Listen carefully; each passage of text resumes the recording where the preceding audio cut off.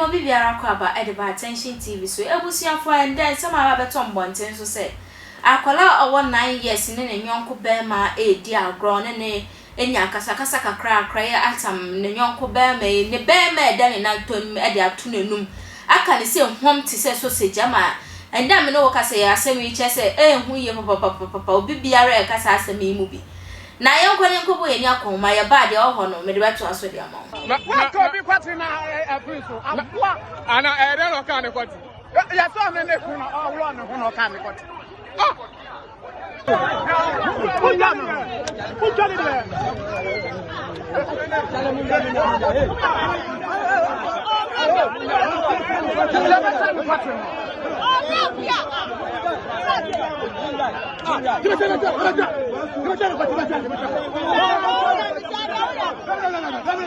bro adwene ntiase so dwon crown ntiase na akra de e na wadanfo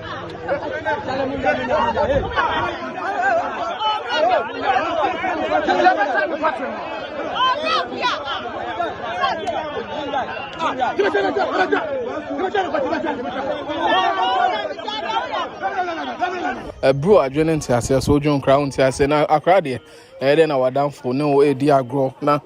akasakasa ba na wato nensa abowa the first na obe nse obe road ni ka na why with ne bema na waka ne tohwe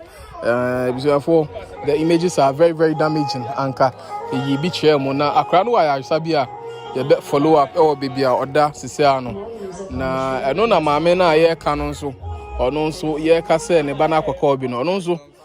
oni obi ko a wasan akoka ne pa no che se akra na wakwa obi tohwe no ni maame nso akoka obi a enya asem ke 12 bisuafo will be following the story as it unfolds, and then when the elders of the land decide to take the necessary decisions now, we'll bring you the story as well. Don't forget to subscribe to Pakpakpa TV. A friend Job Sam, always your MC General.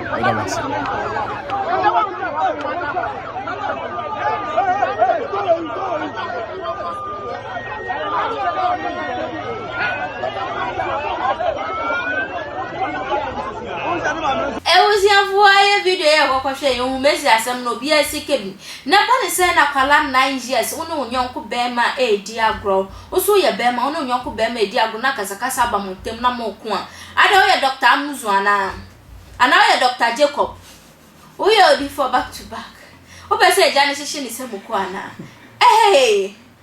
akwala wonya ne baby anka na isa o ho ne hwene wo ho ne baby a aya sabi o kafra ne bema da ne nantam adachi no ba be bia ba be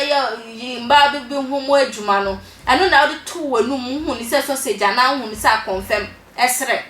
eno odi atu nanum na waka kra ma da akra ni tibia wo mu enya kra ebusuafo enam so magana fo dodo na ka se da bi we de enya kwa ebusuafo ni nkono nkohwehwem because akwara yo be bunsam be ma be yie oya we be ya papa ebi mo so ka sakra na adwum be ka no nte be ya yankoni hwehwe na adwunim because ade ye oye ipa de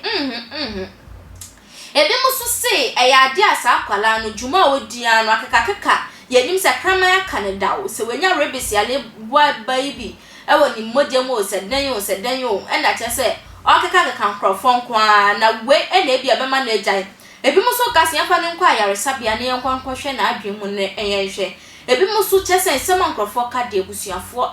dosu ye papa forward there to comment section wanna make kind FM mau kaisa social media handles ni na ya attention TV to baba mo da so be like wa share no comment e we videos ni na eso e ade o share mo bontia wo msamra ne from oh hema echa